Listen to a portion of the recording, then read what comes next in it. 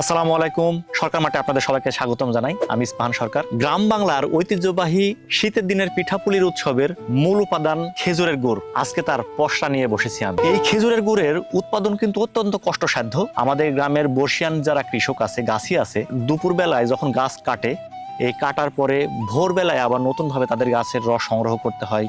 সংগ্রহ করার পরে সকালে যখন সবগুলো রস একসাথে ড্রামে বা তাফালে ঢালা হয়, এখানে জাল দেওয়ার মাধ্যমে গুড়ে পরিণত করা হয়। এই গুড়টাই নিয়ে বসেছি আমি, অথেন্টিক সরকার মাঠের খেজুরের গুড়। এই গুড় না হলে আমাদের গ্রাম বাংলার পিঠাপুলির উৎসবের কোনোভাবেই শুরুই হবে না। এখন শীত যথেষ্ট হয়েছে, আলহামদুলিল্লাহ, চারিপাশে কুয়াশা আসছে এবং গুড়ের কোয়ালিটি বেশ ভালো হচ্ছে। আপনারা নিঃসন্দেহে নির্দ্বিধায় হাইড্রোস, ফিটকারি অথবা শরীরের জন্য কোনো প্রকার ক্ষতিকর কেমিক্যাল ছাড়াই সরকার মাঠে পেয়ে যাবেন অথেন্টিক খাঁটি খেজুরের গুড়, যা বর্ষিয়ান চাষিদের দ্বারা উৎপাদিত।